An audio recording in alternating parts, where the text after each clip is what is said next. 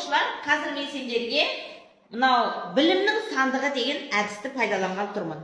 Онда сендердің мақсаттарың, мына жерде 3 жауап берілген, 3 жауаптың біреуі ғана дұрыс.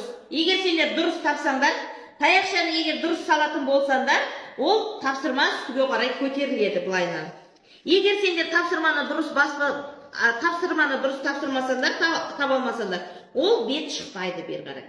Түсінікті ме балалар? Алға кім шығады? Келе қойайын.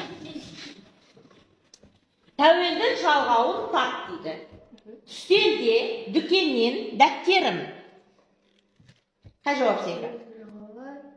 Де. Қай сөз? Ал көрейік.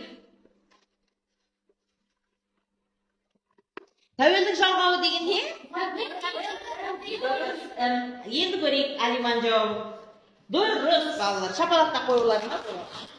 Жақсы тұра қой. Келесі кім шығам дейді? Ал бота. Тапсырма мынандай. Атау септігінде тұрған сөзді тап. Кітап жерде жүрді.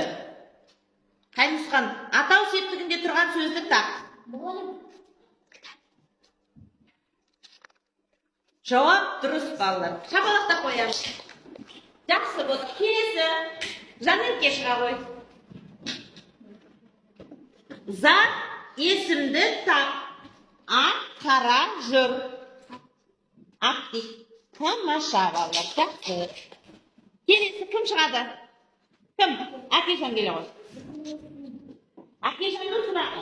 Көптің жалғауын тап. Мін, лар, ер, ның. Ойланамыз. Тап. Ның дейді.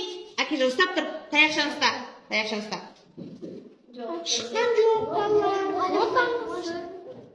Ал ұстап тұр таяқшаны. Дұрыс. Жақсы. Келесі ең соңғы тапсырма кім шығады? Келе ғой Жәнбек. Барыс септігінде тұрған сөзді тап.